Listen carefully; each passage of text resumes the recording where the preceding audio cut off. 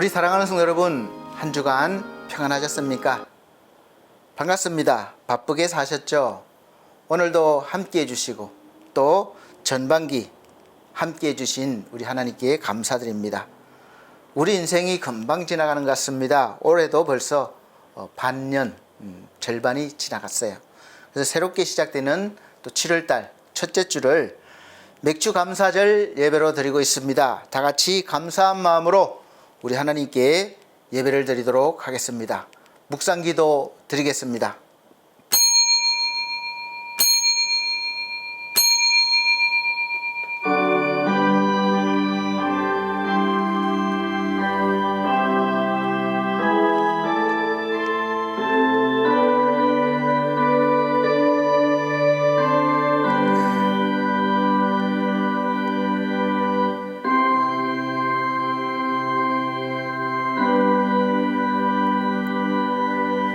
여호와는 나의 목자시니 내게 부족함이 없으리로다. 그가 나를 푸른 풀밭에 누이시며 쉴만한 물가로 인도하시는도다.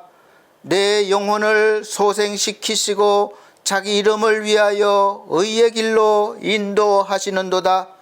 내가 사망의 음침한 골짜기로 다닐지라도 해를 두려워하지 않을 것은 주께서 나와 함께 하심이라.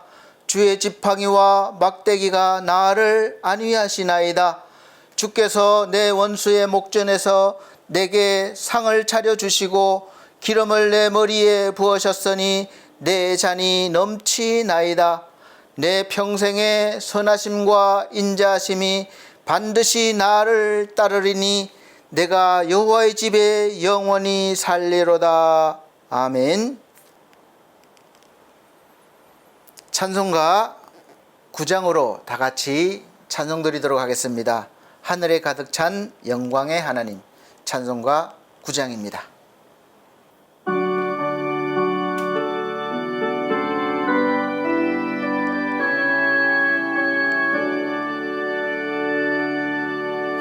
하늘에 가득 찬 영광의 하나님, 온 땅에 충만한 존귀하신 하나님, 생명과 빛으로 지혜와 권능으로 언제나 우리를 지키시는 하나님, 성부와 성자와 성령 삼위의 하나님, 우리 예배를 받아주시옵소서.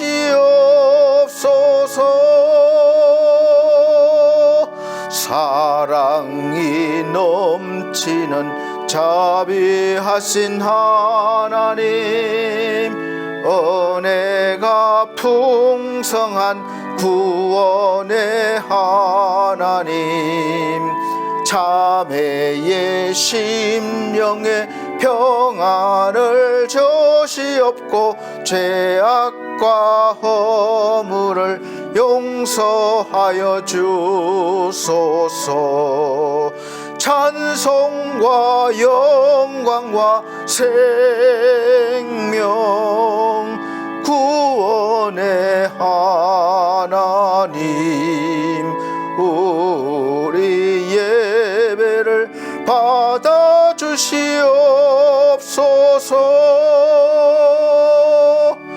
연약한 심령을 굳게 세워주시고 우둔한 마음을 지혜롭게 하시고 주의 뜻 받들어 참되게 살아가며 주 말씀 따라서 용감하게 하소서. 권능과 지혜와 사랑 은혜의 하나님, 우리의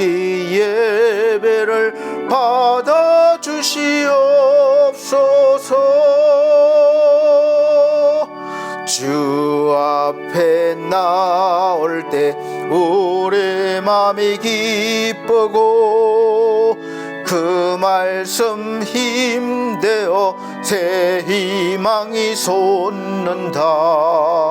고난도 슬픔도 애기게 하시옵고 영원에 잇대어 살아가게 하소서. 올해의 자랑과 기쁨 생명의 하나님, 우리 예배를 받아주시옵소서.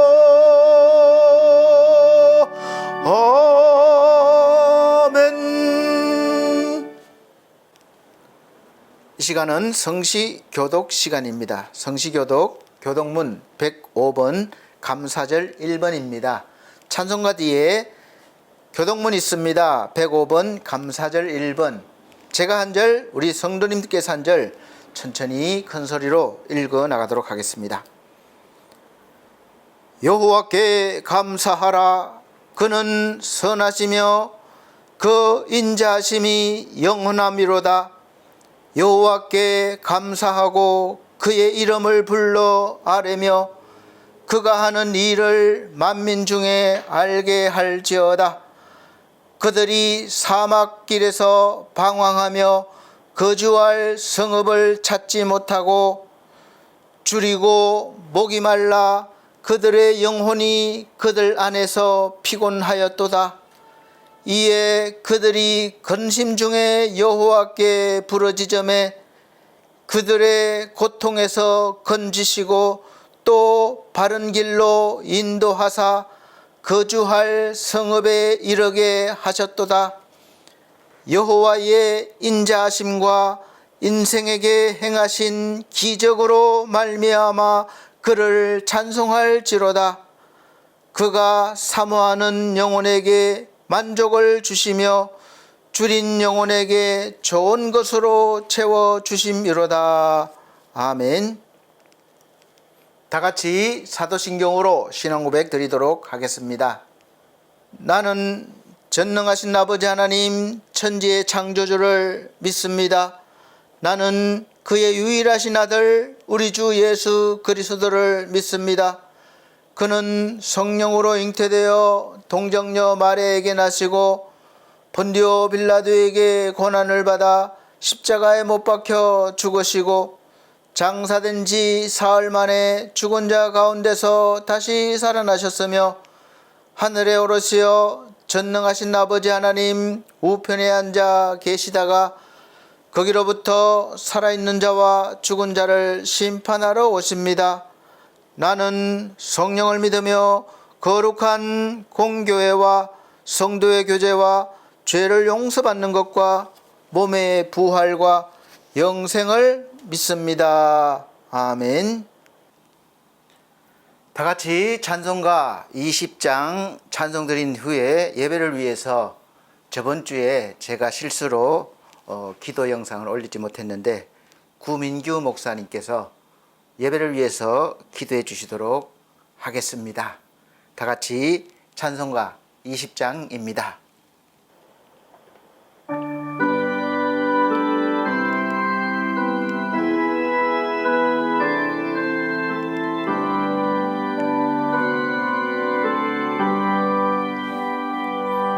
건 영광 중에 계신 주 나 찬송합니다.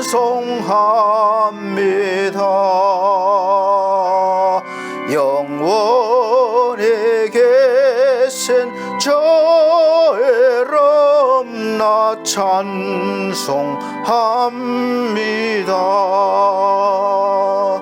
한없이 크신 능력을 나 찬송합니다. 참되고 매번 그냥 나 찬송합니다.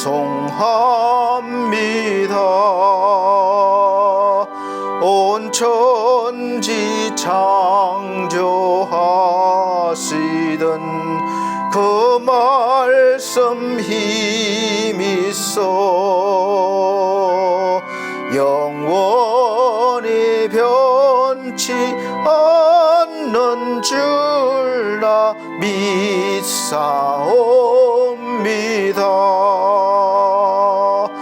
그 온유하신 주 음성 날 불러주시고 거품에 품어주시네 나 찬송합니다.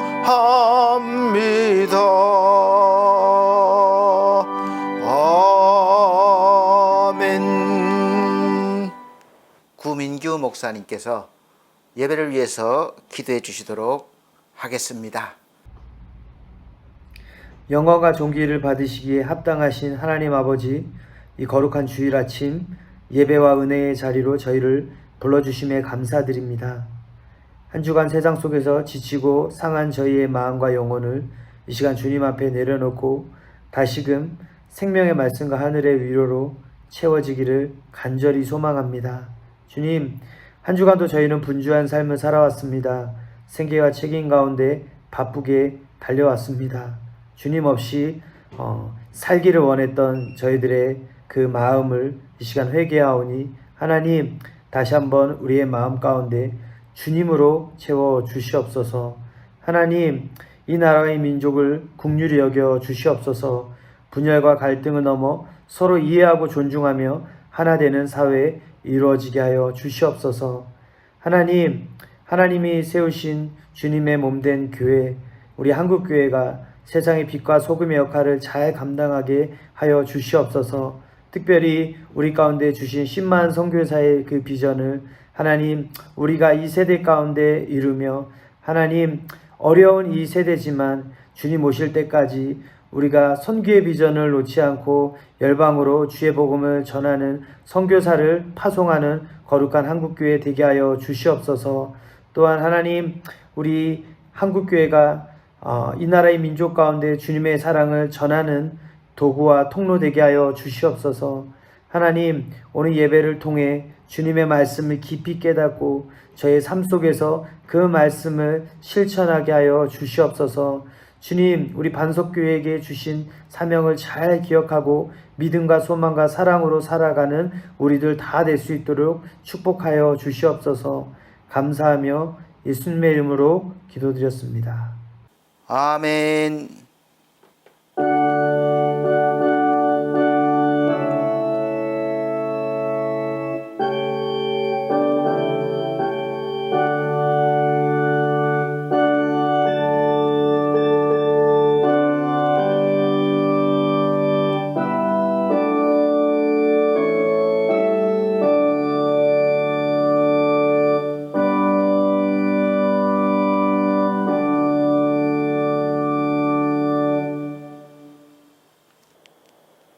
감사합니다. 오늘 이 시간 하나님께서 우리에게 주시는 말씀 하늘의 양식은 여호수아 14장 6절로부터 15절 말씀입니다. 여호수아 14장 6절로부터 15절 말씀 제가 천천히 읽어드리도록 하겠습니다. 그때에 유다 자손이 길갈에 있는 여호수아에게 나오고 그니스 사람 여분네의 아들 갈렙이 여호수아에게 말하되 여호와께서 가데스 바네아에서 나와 당신에게 대하여 하나님의 사람 모세에게 이르신 일을 당신이 아시는 바라. 내 나이 40세에 여호와의 종 모세가 가데스 바네아에서 나를 보내어 이 땅을 정탐하게 하였으므로 내가 성실한 마음으로 그에게 보고하였고 나와 함께 올라갔던 내 형제들은 백성의 간담을 높게 하였으나 나는 내 하나님 여호와께 충성하였으므로 그 날에 모세가 맹세하여 이르되 내가 내 하나님 여호와께 충성하였은즉 내 발로 밟는 땅은 영원히 너와 내 자손의 기업이 되리라 하였나이다. 이제 보소서, 여호와께서 이 말씀을 모세에게 이르신 때로부터 이스라엘이 광야에서 방황한 이 45년 동안을 여호와께서 말씀하신 대로 나를 생존하게 하셨나이다. 오늘 내가 85세로 돼 모세가 나를 보내던 날과 같이 오늘도 내가 여전히 강건하니 내 힘이 그때나 지금이나 같아서 싸움에나 출입에 감당할 수 있으니 그 날에 여호와께서 말씀하신 이 산지를 지금 내게 주소서. 당신도 그 날에 들으셨거니와 이곳에는 아낙 사람이 있고 그 성읍들은 크고 견고할지라도 여호와께서 나와 함께 하시면 내가 여호와께서 말씀하신 대로 그들을 쫓아내리이다 하니, 여호수아가 여분네의 아들 갈렙을 위하여 축복하고 헤브론을 그에게 주어 기업을 삼게 하며 헤브론이 그니스 사람 여분네의 아들 갈렙의 기업이 되어 오늘까지 이르렀으니 이는 그가 이스라엘 하나님 여호와를 온전히 쫓았음이라. 헤브론의 옛 이름은 기럇 아르바라. 아르바는 아낙 사람 가운데서 가장 큰 사람이었더라. 그리고 그 땅에 전쟁이 그쳤더라. 아멘. 사랑하는 우리 성도 여러분, 한 주간 잘 지내셨습니까? 바쁘게 사셨죠? 또 날씨도 덥고 또 습하기도 하고 비도 오락가락해서 장마가 곧 올 것 같은 느낌이지만, 이 시간 밝은 마음으로 우리 하나님 앞에서 예배를 드리시고 또 주시는 말씀을 통해서 여러분들에게 얽히고 설킨 문제가 또 풀려지고 해결되어지고 또 아픈 몸이 낫고 또 앞으로 나아갈 길이 막힌 분들은 또 열리게 되는 은혜의 역사가 있기를 예수 그리스도로 축복합니다. 오늘 맥주감사절, 맥추절이죠. 맥추절 감사 예배를 하나님 앞에 드리고 있습니다. 맥추감사절 말씀 선포 제목은 그 땅에 전쟁이 그쳤더라 라는 제목으로 말씀을 선포하도록 하겠습니다. 성경에 보면 절기가 여러 군데 있습니다. 절기를 반드시 지켜야 됩니다. 그래서 맥추절은 그럼 어떤 절기인가 보면 6월절에서 49일째 되는 날 지내는데 77절 또는 오순절이라고도 합니다. 우리 개신교는 이 날을 맥추절과 성령 강림절 둘로 나눕니다. 그래서 5월 마지막 주에 성령 강림절로 지내고 6월을 마친 7월 첫 주를 보통 맥추절로 우리가 감사절 예배를 드리고 있습니다. 맥추절은 이스라엘이 광야 생활을 마치고 가나안 땅에 들어가서 저절로 거둔 그 보리, 농사를 안 지었는데 첫 열매예요. 그러니까 가니까 보리가 잘 익었어요. 하나님이 그때에 맞춰서 들어가게 하신 거죠. 그리고 항상 하나님이 주시던, 광야에서 주시던 양식, 일용할 양식 만나가 그쳤습니다. 그래서 첫 수확을 거두면서 감사하게 되면서 생긴 절기입니다. 그래서 맥추절, 맥추감사주일, 이 차이가 있겠지만, 말은 차이가 있겠지만 뜻은 비슷합니다. 맥추절은 구약 성경에서 이렇게 기원이 시작됐는데 맥추감사주일로 현대교회에서는 바뀐 거죠. 그리고 의미는 첫 열매를 하나님께 드리는 그런 기념일, 절기로 삼으셨어요. 삼게 하셨습니다. 그래서 첫 열매, 첫 것이 중요하죠. 첫 열매, 짐승도 첫 번째 난 새끼는 하나님께 드립니다. 그래서 장자, 아주 중요하게 생각하죠. 그리고 우리 현재는 상반기, 우리는 농사 짓는 사람들이 아니니까 이제 6월 달까지 그 상반기를 지내온 그것을 되돌아보면서 상반기 동안에 함께 하신 하나님, 은혜 주신 하나님을 감사하고 찬양하고 예배드리면서 우리가 주신 은혜에 감사하는 예배입니다. 그리고 날짜로 보면 유대력으로 시바누리라고 하는데 5월에서 6월경입니다. 우리는 매년 7월 첫 주에 우리 개신교에서는 첫 주일날 드리고 있습니다. 그리고 관련된 절기가 바로 초실절, 오순절로 이렇게 이어져요. 그래서 추수감사주일과 비슷합니다.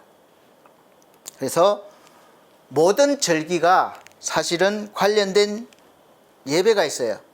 절기 때 그냥 우리가 먹고 마시고 즐기는 것이 아니라 반드시 예배와 함께 하는 거예요. 그래서 관련된 예배는 하나님과의 관계 속에서 우리가 받은 은혜와 사랑에 대한 우리의 감사의 마음과 행동을 하나님께 표현하는 거예요. 드림을 통해서 또 받는 것이고, 이런 과정을 통해서 우리가 믿음도 더욱 성숙해지고 또 하나님과의 관계도 더 깊어지게 되어 있습니다. 그러나 더 중요한 의미가 있습니다. 이스라엘 백성들의 광야 생활이 전반전이라면 이제 가나안 땅에 들어간 이유는 후반전이라고 할 수 있습니다. 전반전은 노예로부터, 이제 애굽 생활 노예로부터 이제 해방되어서 자유민, 이제 자기 의지대로 살아갈 수 있는 자유민이 되었다는 것이죠. 그래서 되었다면 그 다음에는 이제 자유민으로서, 하나님이 택한 백성으로서 이제 나라다운 나라를 이루어야 됩니다. 그냥 떠돌아다니고 예전처럼 그렇게 족속이라고 그러죠. 나라가 없으면 그냥 한 족속에 불과해요. 그래서 떠돌아다니는 것이 아니라 이제는 땅에서 기초를 쌓고 이제 그 나라를 만드는 그런 이제 일이 시작되는 것이죠. 나라다운 나라를 이루어 가야 됩니다. 세워야 됩니다. 어느 민족이건 나라를 이루려면 우선은 땅이 있어야 되고 또 국민이 있어야 돼요. 그리고 거기에 법이 세워지고 군대가 있어야 합니다. 그래야 나라다운 나라라고 할 수 있어요. 그래서 그냥 막 말로만 다스리는 것이 아니라 법을 통해서, 법치가 되는 거죠. 법을 통해서 이제 나라가 다스려져요. 그리고 침략당하면 방어하고 공격하기 위한 군대도 있어야 됩니다. 그래서 하나님께서는 이스라엘 백성들이 나라를 세우게 하시기 위해서 광야에서 가장 기초적인 훈련을 시키신 거예요. 세상법이 아니라 모세를 통해서 하나님의 법을 배우게 하셨고, 왜냐하면 그냥 세상 사람들에 속해서 그냥 살아가는 게 아니라 세상 속에서 살아가지만 하나님께서 구별하신 거룩한 백성으로 살아가기 위해서는 우리가 세상법도 지키고 하늘의 법도 지켜야 되는 거예요. 그래서 그 교육을 계속해서 시킨 거예요. 반복적으로 광야에서. 민수기, 신명기 보면 계속해서 같은 반복의 말씀이 나오는 것은 계속 훈련시키는 거예요. 기억해야 되는 거예요. 지켜야 되는 거예요. 그래야 하나님 백성답게 살 수 있는 것입니다. 그래서 유목 생활을 하면서 떠돌아다녔던 이 백성이 이제 나라를 세우기 위해서 광야에서 기초적인 훈련을 받았죠. 그래서 모세를 통해서 율법을 배우게 하셨고, 가나안 땅을 바라보고 차지할 수 없는 그 땅을 자신들이 거기에 들어가서 이제 나라를 이룬다. 그것이 하나님이 약속한 땅. 그래서 믿음으로 바라보고 들어가는 거예요. 그래서 자신감을 가지게 되었습니다. 소망을 품게 되었어요. 물론 애굽에서 종살이 하던 백성들이 짧은 시간에 하나님 나라의 백성이 되기는 상당히 어려운 일입니다. 우리가 예수 믿고 바로 막 신앙생활을 해서 막 성숙해지는 것이 아니라 1년, 2년, 어떤 분은 10년, 20년 돼야 이제 좀 더 성숙해지고 믿음이 높아지는 그런 단계에 이르죠. 그래서 훈련이 중요해요. 또 의식을 바뀌는 것이 중요합니다. 내가 세상에서 내 마음대로 내가 결정하며 살던 것을 바꿔서 하나님께 기도하고 하나님의 응답을 받고 이제 일을 해나가는 것이 바뀌는 것이죠. 이것이 바뀌는 것이 굉장히 중요하기도 하고 어렵습니다. 하나님께서는 이스라엘 백성들이 나라를 세우게 하시기 위해서 그렇게 하신 것이죠. 그 기간이 무려 40년 기간이었어요. 광야에서 1년도 살기 힘든데 40년 동안이나 그렇게 훈련받으며 살았습니다. 그래서 이 40년 동안 이스라엘 백성들은 자기 땅이 없었고 떠돌아다녔습니다. 그래서 텐트 같은 집을 가지고 다녔어요. 그래서 성막도 마찬가지였습니다.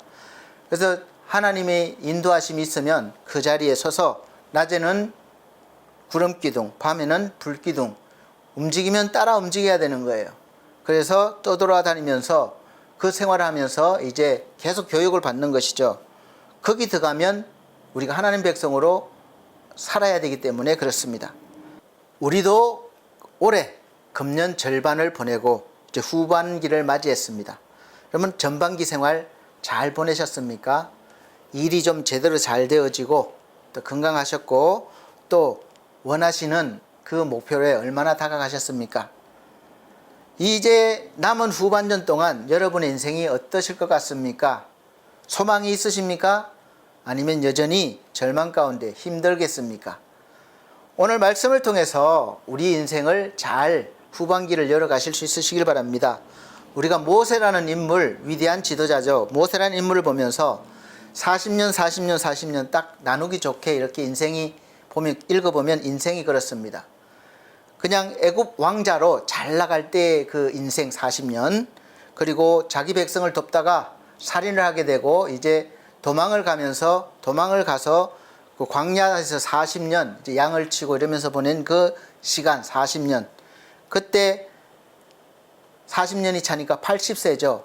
80세 때 하나님께서 모세를 다시 부르셨습니다. 이제 훈련이 웬만큼 된 것이죠. 그래서 막 화를 잘 내고 이랬던 사람이 나중에는 온유한 사람이 된 것입니다. 나머지 40년을 이제 하나님 일을 멋지게 하면서 살았습니다. 그래서 그렇게 위대하게 인생을 마치게 되는 것이죠. 여호수아나 갈렙은 40년 동안 그도 마찬가지로 노예 생활을 했고 40년 광야 생활을 했습니다. 그래서 이제 80세, 오늘 말씀 85세로 돼 그러잖아요. 80세가 넘어서 이제 후반전을 맞이하게 된 것입니다. 하나님께서 약속하신 땅인 가나안에 드디어 들어가서 이제 전쟁을 치르고 승리해서 땅을 차지하게 됐습니다. 그때서야 이제 전쟁이 그쳤더라. 여러분, 우리가 하나님의 약속하신 것을 누리고 들어가서 내 것을 삼을 때 나를 괴롭히던 모든 것이 전쟁, 삶과의 전쟁, 인생이 전쟁이죠. 일단 환경과의 전쟁, 어떤 또 일어날 일들과의 전쟁을 막 치르는데 그때서야 우리가 전쟁이 그치고 평안하게 된다는 것입니다. 지금 멕시코에서 월드컵이 한창 진행되고 있습니다. 근데 아쉽게도 우리나라가 32강에서 떨어져서 이제 들어가지 못하게 되면서 탈락하면서 관심이 많이 떨어졌지만 그래도 많은 사람들이 축구를 보면서 열광을 합니다. 새벽까지 보고 또 밤도 새웁니다. 축구 경기가 가장 재미있고 극적일 때는 바로 전반전부터 골을 넣고 이기면서 경기를 하고 후반전까지 그렇게 하면 별로 인기가 없어요. 그러나 전반전에 지고 있다가 후반전에 들어가서 동점을 내고 그때부터 이제 열광하기 시작하는 거예요. 그리고 경기가 끝나기 전에 바로 역전골을 해서 승리하면, 역전승하면 정말 짜릿합니다. 열광합니다. 더 감동이 있는 거예요. 이와 같이 저와 여러분들도 올해 전반전 인생이 어떤 형태든 고통과 쓰라림을 맛보았을 것입니다. 가정에서나 또 직장에서나 교회 내에서도 힘들었을 수도 있겠죠. 그러나 아직 우리는 실망하거나 포기하는 것은 안 됩니다. 우리에게는 아직 올해 후반전이 남아있기 때문에 그래요. 전반전에 골을 먹었지만 후반전은 반드시 역전할 수 있습니다. 왜냐? 하나님이 함께 하시거든요. 그래서 하나님이 함께 하실 때 우리에게 극적인 역전 인생을 만들어낼 수가 있습니다.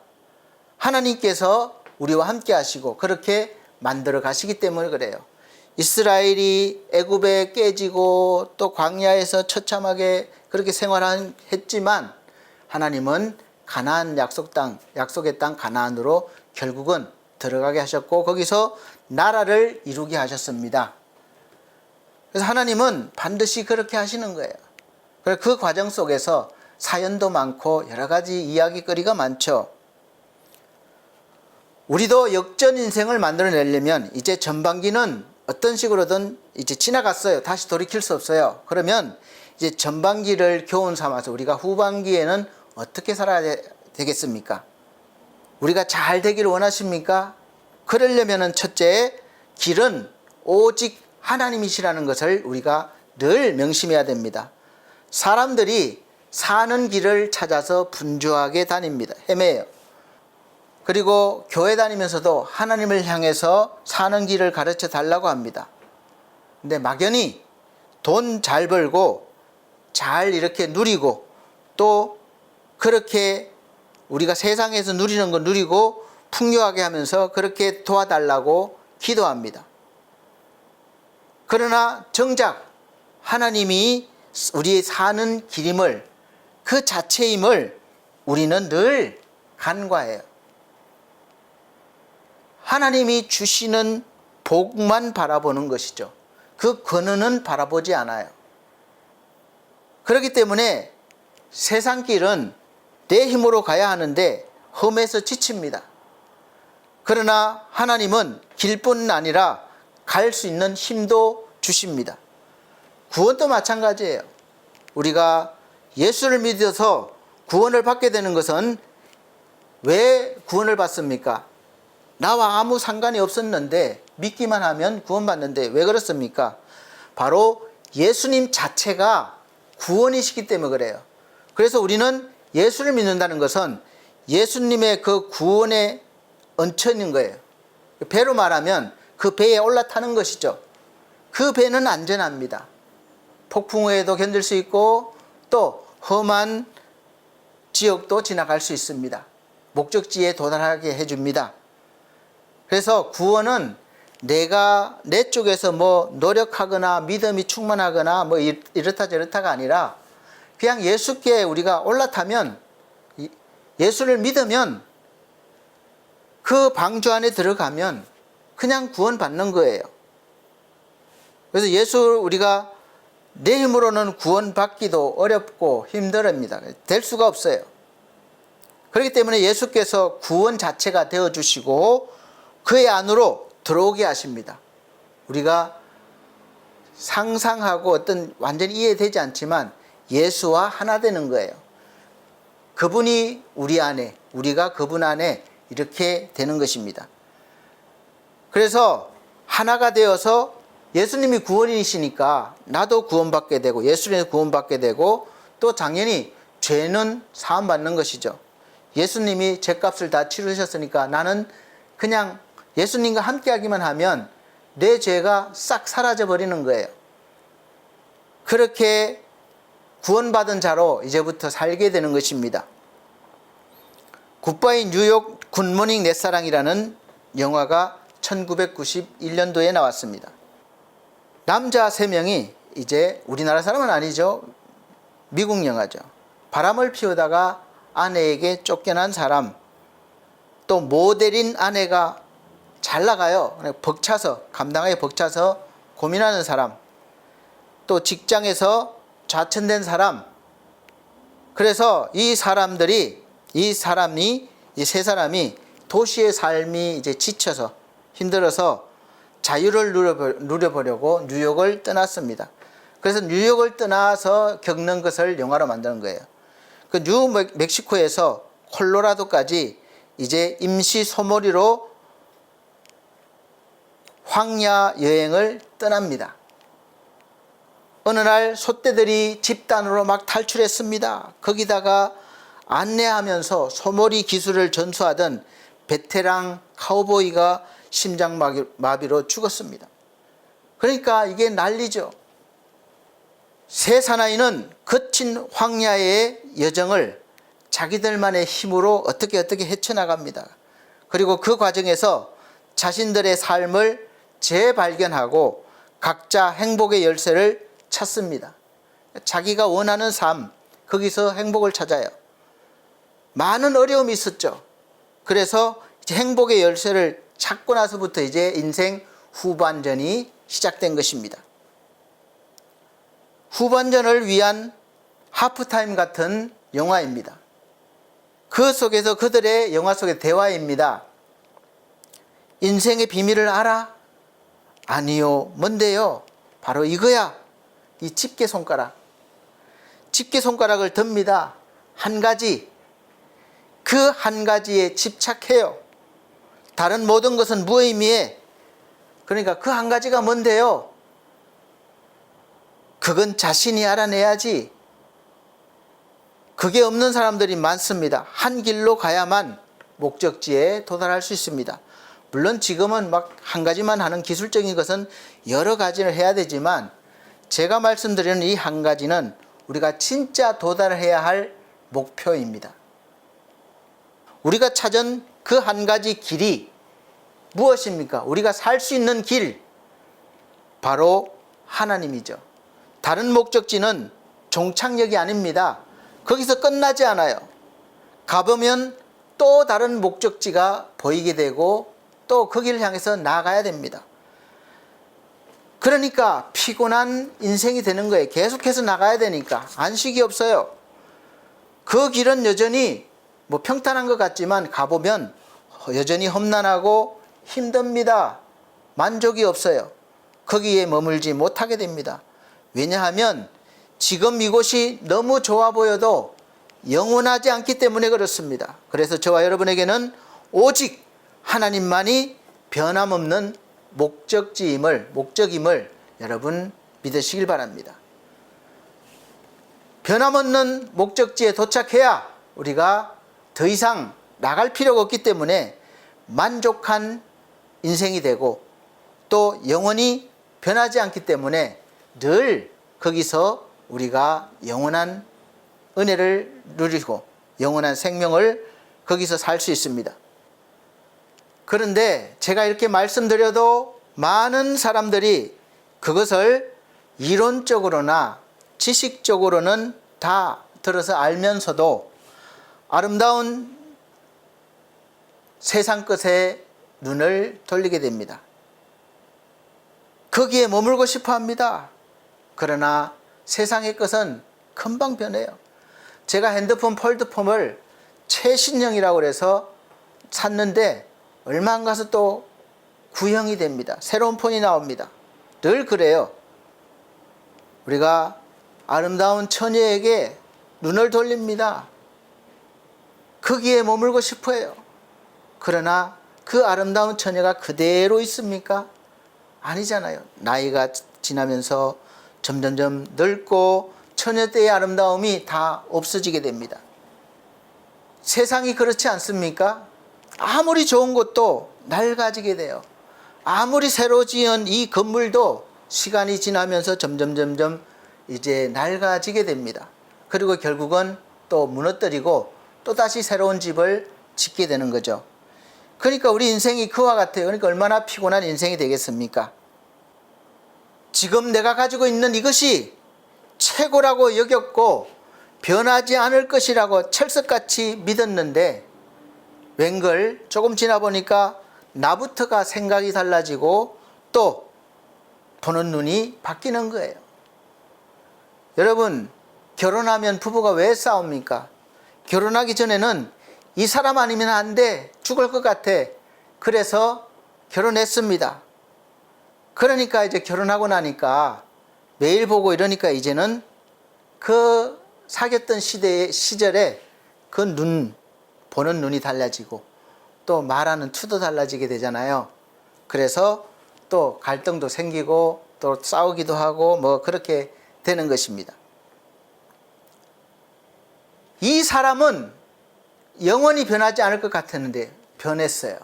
결혼하니까 점점 변하고 그렇습니다. 다들 그렇게 말을 많이 하죠. 이렇게 늘 세상은 영원하지 않고 새로운 것이 나오고 변합니다.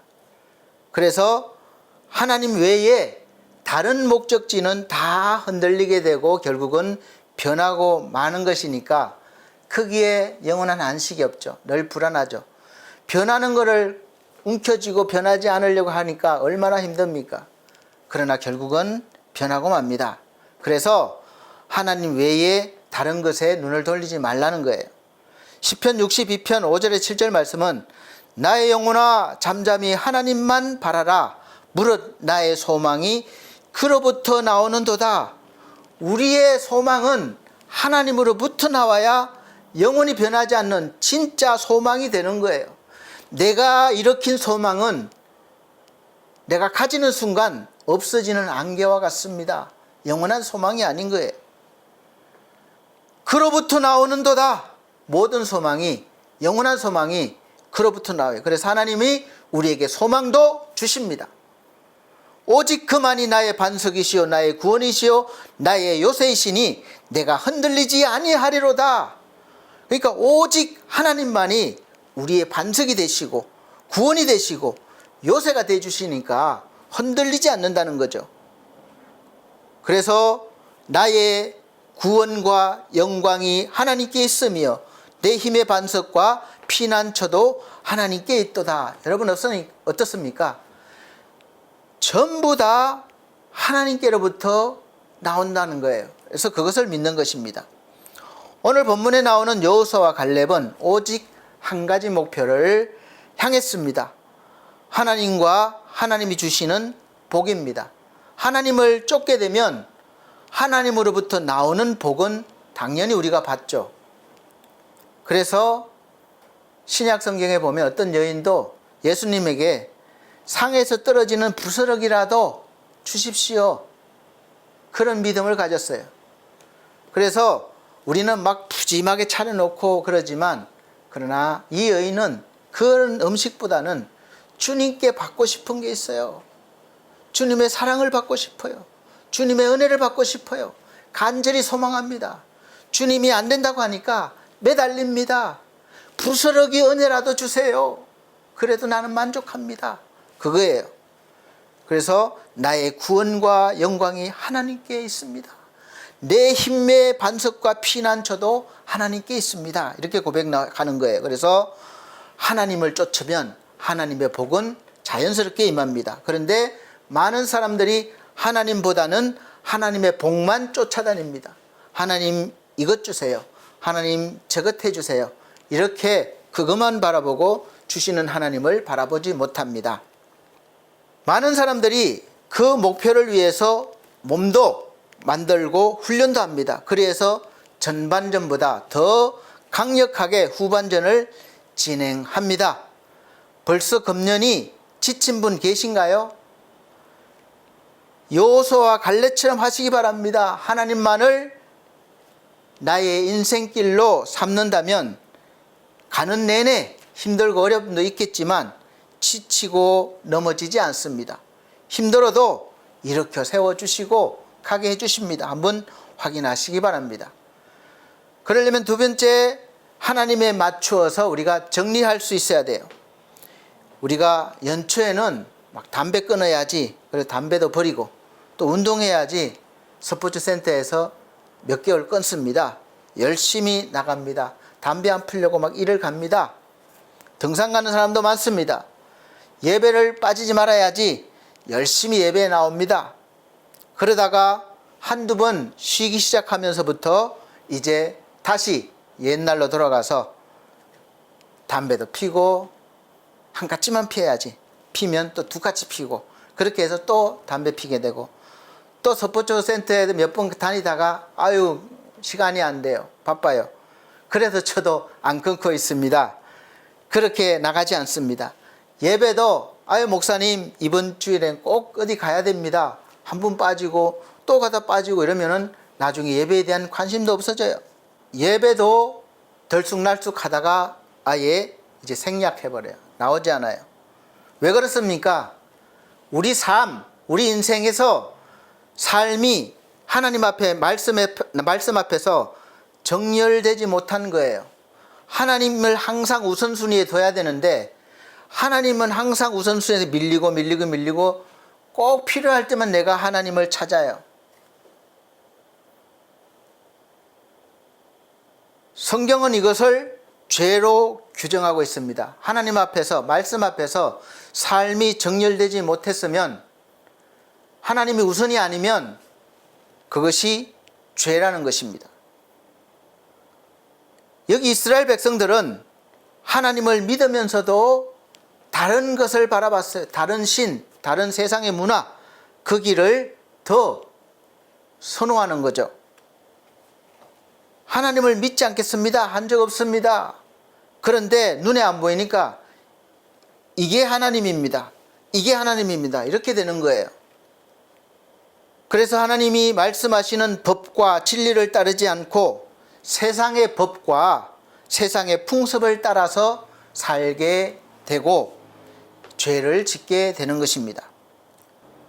마이클 더글라스 주연의 영화 위험한 정사라는 영화가 있습니다. 1980년대 영화인데 좀 공포가 이렇게 있는 그런 거예요. 좀 스릴이라고 그럴까요? 스릴러. 아내가 주말 여행을 떠났는데 홀로 남은 이 남편이 이제 매혹적인 여인에게 이렇게 눈길이 갔습니다. 그래서 욕정을 다스릴 것인가 아니면 따라가 노예가 될 것인가 갈림길에서 그는 노예가 되기로 합니다. 어떻습니까? 외도는 무서운 대가를 치릅니다. 가정 있는 사람이 애인을 찾습니다. 인터넷 채팅도 하고 여러 가지 방법으로 기회를 엿봅니다. 내 집게 손가락이 무엇을 가리키나요? 지금 무엇을 가리키고 있습니까? 우선순위가 어디에 있습니까? 잠언서에 보면 간음하는 여인이 하나님께 애인을 위해서 예물을 드립니다. 복을 받을까요? 유혹의 노예가 되고 양심의 가책도 없다면 결국 대가를 치르게 됩니다. 인간관계처럼 치사하고 악한 게 없어요. 스스로 우리가 인생 전반 하프타임을 가져서 한번 생각해 보시길 바랍니다. 나는 지금 내 인생에서 가장 중요한 무엇을 놓치고 있는가? 나는 지금 무엇에 열심을 내고 있는가? 나는 무엇을 위해 살아가고 있는가? 어떤 것을 가치 있게 보는가? 앞으로 10년 이내에 내가 하고 싶은 일은 무엇인가? 하나님이 내게 주신 은사 가운데 현재 이루어진 것이 무엇인지, 또 내가 은사를 제대로 사용하고 있는지 한번 나 자신을 살펴보시길 바랍니다. 갈렙의 집게 손가락은 항상 하나님 우선입니다. 말씀을 풉니다. 말씀을 가르쳐요. 하나님을 향합니다. 그 목표는 늘 힘과 의욕을 줍니다. 소망을 줍니다. 내가 여호와를 온전히 쫓았은즉 내 발로 밟는 땅은 영영이 너와 내 자손의 기업이 되리라. 아멘. 이 말씀 이루어진 거예요.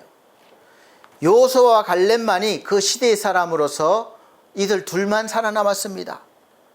80세가 넘었습니다. 이제 약속을 받은 지가 80세가 넘었어요. 그 또래는 모두 다른 것을 따르다가 사망했죠. 그러나 그들은 그 나이에 80세가 넘은 나이에도 전쟁을 할 수 있는 강건함이 있었습니다. 믿음이 있었어요.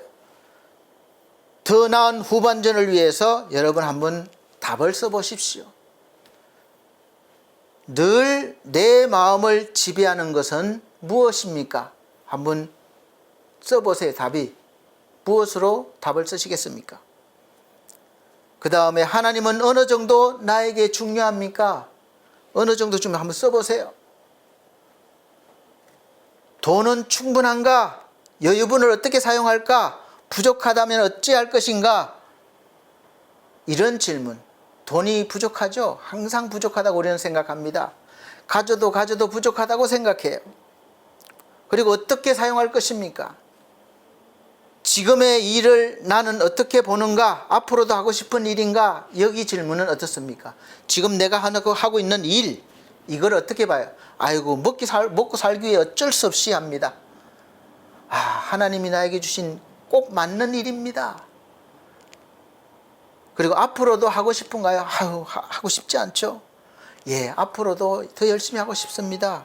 어디에다 답을 쓰시겠습니까? 마지막으로 후반전을 위해서, 남은 내 인생을 위해서, 내 인생을 위해 어디에서 내가 영감을 받고 조언을 얻겠습니까? 어느 훌륭한 분이 소개한 명판입니다. 하나님을 위한 사명에서 무슨 일이나 이 목적으로 하면 최고랍니다. 이 구절은 존 벨루시 주연의 브루스 브라더스 이라는 유명한 영화에서 나온 건데, 영화 역사상 수많은 경찰차를 비롯해서 차가 가장 많이 부서진 영화래요. 이 영화에서 주인공들이 이렇게 살아갑니다. 그들이 자라난 고아였어요. 자라난 가톨릭 고아원에서 이제 세금 5,000불을 못 내서 팔리게 된다는 소식을 들었어요. 여기에서 주인공들은 자기가 태어난 사명을 발견합니다. 어느 술집에서 연주를 해서 200불을 벌고 나니까 마신 맥주값은 300불입니다. 엎치락 뒤치락 결국 하다가 이제 5,000불을 어떻게 맞춰서 갖다 주느라고 그 고아원에 갖다 주느라고 속도 위반을 하고 그러니까 경찰차가 따라붙고 가다가 막 차가 부딪히고 뭐 난리가 난 그런 코미디 비슷한 영화입니다. 여기서 주인공들은 가는 곳마다 사고를 치는 거예요. 하나님으로부터 받은 사명을 이루기 위해서라는 거예요. 이들의 자세만은 그 마음만은 사실은 인정할 수 있어야 됩니다. 이들이 행한 일은 손해를 끼치고 위험한 일이었지만 그러나 그 사명을 이라고 생각하고 그것을 위해서 이렇게 한 것을 그것은 우리가 좀 마음에 새겨봐야 되지 않겠나 싶습니다. 후반전에서 승리하려면 무슨 일을 하든 간에 하나님을 위한 사명에서 우리도 해야 할 것입니다. 일도 사업도 또 모든 것들을 하나님의 영광을 위해서 또 하나님이 주신 사명을 위해서 사실 하나님은 우리 마음에 늘 하나님의 말씀 음성을 들려주십니다. 우리는 진짜 우리에 대한 목소리처럼 이렇게 들리길 원하지만 그렇게 할 수도 있으시고 또 하나님을 대신해서 말씀을 전하는 사람들을 통해서 들려지는 말을 통해서 하나님의 음성이 들려줄 수도 있습니다. 그럴 때 아유 저 목사가 나 들으라고 하는 말이네. 저 목사가 어떻게 나를 이렇게 공격할 수 있지? 그렇게 생각하지 마시고 저는 말씀을 준비할 때 어느 사람을 대상으로 하지 않습니다. 그냥 주시는 은혜대로 감동받는 대로 준비하고 하고 있습니다. 그래서 제가 어떤 특정한 사람을 공격하기 위해서 말씀을 하지는 절대 그러진 않습니다. 그래서 제가 이렇게 설교할 때 말씀을 전할 때 어떤 뭐 마음의 찔림이나 또 마음의 평강이나 다양하게 올 수 있지만 아유 저 권목사가 나 들으라고 하는 말이네 그렇게 생각하지 마시고 하나님께서 나에게 들려주시는 음성이다 이렇게 생각하시면 또 믿으시면 더 은혜가 넘치실 것입니다. 그래서 하나님은 우리에게 늘 말씀해 주셔요. 우리가 직접 말씀을 읽을 때도 묵상할 때도 그렇습니다. 우리 양심의 소리나 직관 같은 어떤 영적인 느낌이 올 수도 있습니다. 우리 신자라면 마음만 먹으면 다 받을 수 있는 그런 은혜입니다. 영원하신 분, 그분이 주시는 나만의 사명을 가지고 나간다면 이미 그분의 비전과 그분의 일을 이행할 힘을 가지게 되는 거죠. 남들에게 묻지 말고 먼저 하나님께 물어보세요. 우리 사랑하는 성도 여러분, 이제 저와 여러분들은 올해 인생 초반 소망을 가지기 시작했고 열심히 씨를 뿌리고 가꾸었고 그 결과로 상반기 결산한 것을 가지고 이제 맥주 감사절 날 하나님 앞에 나왔습니다. 맥주가 뭡니까? 지금 결산한 것이 추수한 보리건 직장 생활이건 사업이건 하나님 앞에서 그 열매가 얼마가 되었든지 감사한 마음으로 나오는 것이 중요합니다. 이것은 하나님이 나에게 주신 것이야 이렇게 감사한 마음 또 하나님의 은혜를 알고 하나님께서 주시는 그것을 알고 감사함으로 나오는 것이 그것이 바로 맥주 감사들을 지키는 의미일 것입니다. 이렇게 인생 절반 아니면 또 인생 초반 후반 다 나눌 수 있고 그리고 또 올해도 다 다를 수 있지만 어쨌든 저와 여러분은 함께 이 같은 시간 같은 세월을 살아가고 있습니다. 이제 6월달 상반기를 다 지났고 7월달 하반기에 들어섰습니다. 이제 우리 인생 올 하반기 어떻게 될 것 같습니까? 이 시간 하나님께서 여러분의 마음과 여러분의 생각에 하나님이 임하셔서 생각하게 하시고 말하게 하시고 행동하게 하시기를 원합니다. 그래서 마음과 열매를 받으시고 하나님께서 말씀하여 주시기를 예수 그리스도 이름으로 축복합니다. 그분의 음성을 들으시고 올해 후반 계획을 다시 한번 이미 다 계획해 놓았을지라도 다시 한번 하나님이 주시는 은혜의 눈으로 살펴보시기 바랍니다. 그리고 다시 세워보시길 바랍니다. 첫째는 하나님과의 관계를 더 밀접하게 하고 하나님을 더 많이 누리자면 어떻게 해야 할까? 예배와 봉사를 어떻게 할까? 둘째는 가정을 복되게 하기 위해서 가족들에게 어떻게 할까? 셋째는 내 직장이나 사업을 어떻게 할 것인가? 넷째는 나 자신의 더 나은 미래를 위하여 무엇을 해야 할까? 이 많은 인생의 질문에서 여러분 어떻게 해야 되겠습니까? 오직 한 길, 하나님만을 향하여 눈을 드시고 하나님만을 향하여 걸어가시길 바랍니다. 그리고 그 걸어가는 길에 하나님이 주신 일들을 잘 해내셔서 하나님 앞에 많은 열매를 드리실 수 있으시길 원합니다. 성경 인물을 비롯해서 하나님 사람들은 모두가 후반전에 성공했어요. 믿음의 사람들은 그렇게 살다가 간 것을 우리가 교훈 삼아 볼 수 있습니다. 인생의 후반전도 있지만 한 해의 후반전도 있습니다. 은혜의 하나님은 우리에게 새로운 해를 수십 번 주셨습니다. 새로운 달도 수백 번 주셨어요. 새로운 날은 수천 번을 주셨습니다. 오늘 맥주 감사절 예배를 우리가 드리면서 하나님께서 전반전에 주신 그 은혜에 감사하며 다시 우리에게 주신 후반전을, 우리 인생을 이제 새롭게 시작하면서 기회를 또 가질 수 있으시길 바랍니다. 더 멋지게 살 수 있는 기회, 믿음으로 살 수 있는 기회를 다시 한번 도전해 보시고 그렇게 하나님 중심으로 살아가실 수 있으시기를 예수 그리스도의 이름으로 축복합니다. 말씀에 순종하셔서 오직 하나님만 바라보시고 나아가시면 이제 앞으로 올 추수감사절에는 더 풍성한 열매로 하나님께 감사하실 수 있으실 것입니다. 다 이렇게 되시기를 예수 그리스도 이름으로 축복합니다. 기도드리겠습니다. 우리 하나님 감사합니다.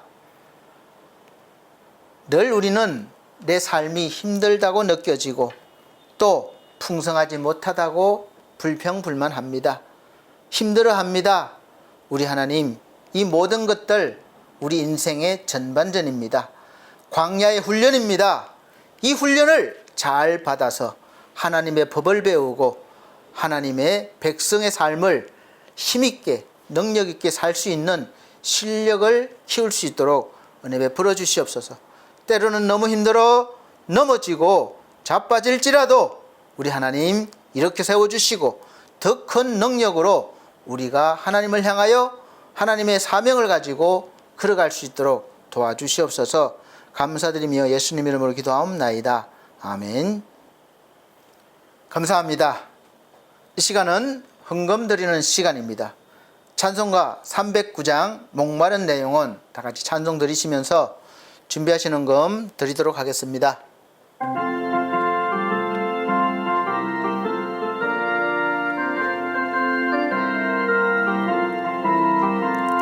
목마른 내 영혼 주가 이미 허락한 그 귀한 영생수 주여 갈망합니다. 그 약속 따라서 힘써 간구하오니 오 주여 내 기도 어서 들어주소서. 예수의 사랑 예수의 사랑 바다 물결같이 내게 임하니 영광의 물결에 온전히 쌓여서 내 영혼의 기쁨 한량 없도다. 주 내게 약속한 큰 비 내려주시려 은혜의 저구름 건너편에 떠올라 그 귀한 징조가 내게 밝히 보이니 나 힘을 다하여 주께 간구합니다. 예수의 사랑 예수의 사랑 바다 물결같이 내게 임하니 영광의 물결에 온전히 쌓여서 내 영혼의 기쁨 한량 없도다. 은혜의 소낙비 지금 흡족히 내려 구원의 큰 강물 흘러차고 넘쳐서 내 추한 모든 죄 모두 씻어버리니 나 지금 은혜를 충만하게 받았네. 예수의 사랑 예수의 사랑 바다 물결같이 내게 임하니 영광의 물결에 온전히 쌓여서 내 영혼의 기쁨 한량 없도다. 그 차고 넘치는 주의 은혜의 물결 힘차게 밀려와 내게 만족합니다. 오 할렐루야로 주를 찬송하오니 내 맘의 기쁨이 항상 충만함이라. 예수의 사랑 예수의 사랑 바다 물결같이 내게 임하니 영광의 물결에 온전히 쌓여서 내 영혼의 기쁨 한량 없도다. 아멘. 드려진 헌금을 위해서 기도드리도록 하겠습니다. 전주 드린 헌금은 자막으로 올려드리고 있습니다. 사랑이 많으신 우리 아버지 하나님, 늘 함께 하셔서 감사합니다. 에베네셀의 하나님, 오늘까지 여기까지 우리를 인도하셨습니다. 때로는 광야길도 있었고 또 하나님의 놀라운 기적을 우리가 맛볼 때도 있었고 다양한 우리 삶 속에서 어디 한 곳 빠짐없이 늘 함께 계시는 하나님을 우리가 믿음의 눈으로 바라보게 도와주시고 하나님만 의지할 수 있게 해주시기를 원합니다. 우리 하나님 은혜 감사하여 10의 1조를 드렸습니다. 감사헌금 드렸습니다. 성경금 드렸습니다. 몸과 마음 드렸습니다. 귀한 손길들, 헌신들을 받아주시고 하나님 하늘의 복으로 땅의 복으로 풍성히 채워주시옵기를 원하옵니다. 우리 하나님 아버지 오늘도 함께 하신 은혜를 감사드리며 예수 그리스도 이름으로 축복하고 기도하옵나이다. 아멘.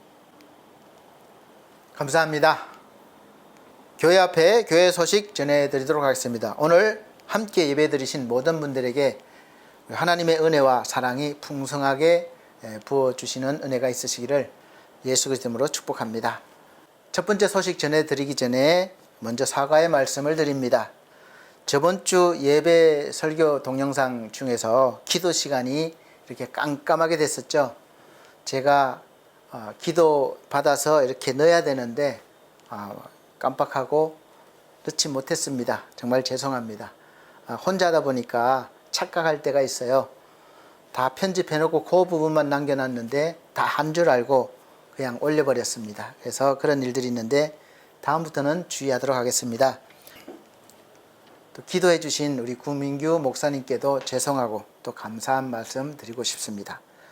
첫 번째, 26년도 우리 반석교회 표가 기뻐하며 말씀과 기도로 사는 삶입니다. 디모데전서 4장 1절로부터 5절 말씀입니다. 두 번째, 매주 주일 오전 11시 예배를 영상으로 보내드리고 있고 또 우리 예배당에서 드리고 있습니다. 어디에 계시건 꼭 예배에 참석하시고 잘 들으시길 바랍니다. 예배는 생명입니다. 세 번째, 성도들의 가정과 직장과 사업을 위해서 기도해 주시기를 바랍니다. 요즘 어려운 때 잘 넘어갈 수 있도록 기도해 주시고 또 몸과 마음이 연약한 우리 성도들이 있습니다. 우리 하나님께서 질병에서 또 여러 가지 어려움에서 구원해 달라고 강건하게 해달라고 기도해 주시기 바랍니다. 지상준 청년 늘 건강 회복과 가정 구원을 위해서 또 권대혁 성도 건강 회복과 가정 구원을 위해서 또 천성중앙교회 담임 목사님 강건함 또 목회 사역을 위해서 기도해 주시기를 바랍니다. 그 외에 몸이 불편하시거나 약하신 분들 위해서 기도해 주시기를 바랍니다. 우리 반석교회를 위해서 기도해 주시고 교회 운영과 또 영혼 구원을 위해서 다양한 또 일꾼도 필요하고 또 물질도 필요합니다. 기도해 주시고 또 반석교회 미디어 홈페이지가 있습니다. BS 미디어인데 잘 꾸며가야 돼요. 혼자 하긴 벅차서 그런데 함께 하실 동력자 기도하고 있습니다. 함께 기도해 주시길 바랍니다. 또 엘피스 재가복지센터를 운영하고 있습니다. 센터 수급자 어르신들을 위해서, 구원을 위해서, 가족들을 위해서, 또 일하시고 계시는 요양보호사 선생님들을 위해서, 가족 구원을 위해서 기도해 주시기를 바랍니다. 더불어 우리 엘피스 홈케어를 위해서도 요즘 이렇게 조금 올라가는 추세인데 하나님이 풍성한 복 내리셔서 많은 열매 맺게 해달라고 기도해 주시고, 또 이 모든 홈페이지를 잘 만들어 주시고 관리해 주고 계시는 우리 디온 김성곤 대표를 위해서도 기도해 주세요. 가정과 또 사업을 위해서, 사업 번창을 위해서 기도해 주시길 바랍니다. 네 번째, 늘 푸른 요양원에서 주일 예배를, 오후 예배를 드리고 있습니다. 이제는 이제 원장님도 말씀을 전할 수 있는 강도권, 강도사가 됐습니다. 그래서 저하고 이렇게 번갈아 가면서 지금 예배를 인도하고 있는데, 어쨌든 그 늘 푸른 요양원이 오시는 분들 모두가 말씀을 들으시고 구원받고 또 연약한 것이 회복되어지고 한 놀라운 은혜가 또 넘치도록 기도해 주시고, 또 운영을 위해서 또 원장님과 또 직원분들을 위해서, 어르신들을 위해서 기도해 주시길 바랍니다. 다섯 번째, 이제 호국의 달은 지났습니다. 늘 그래도 나를 사랑하는 마음 잊지 말아 주시길 바랍니다.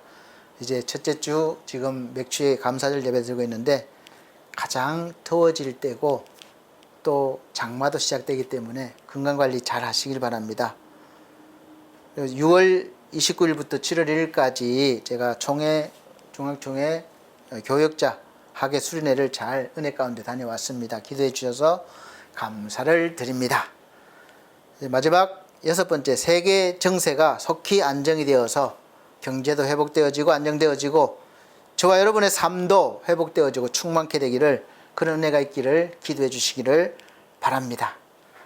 회의 찬송 54장 다 같이 찬송 드린 후에 축도로 예배를 마치도록 하겠습니다.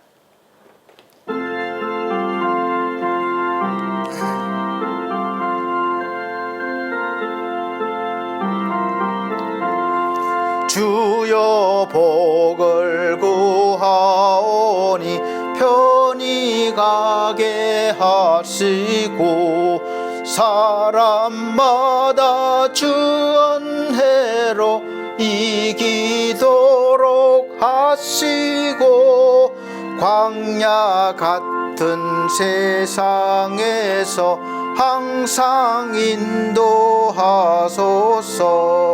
주의 복된 말씀 듣고 무한 감사합니다. 구원받은 주의 성도 열매 맺게 하시며 하나님이 우리 함께 항상 계시옵소서. 아멘.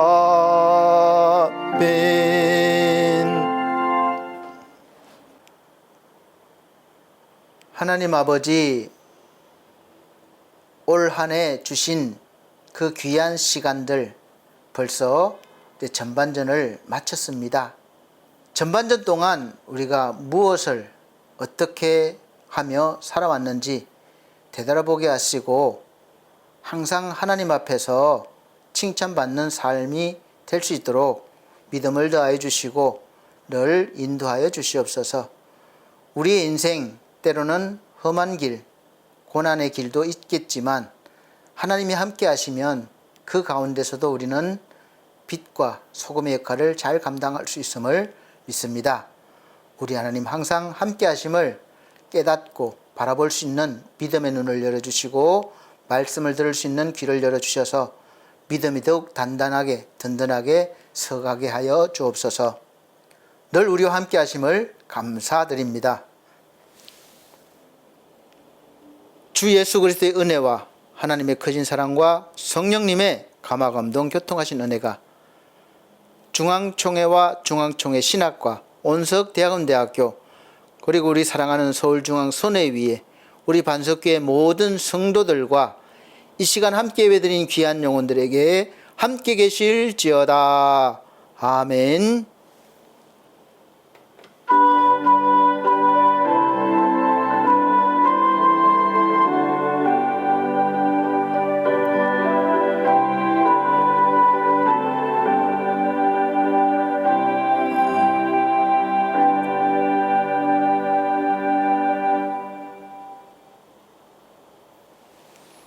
감사합니다. 모든 영광 하나님께 올려드립니다. 다음 주 건강한 모습 뵙겠습니다.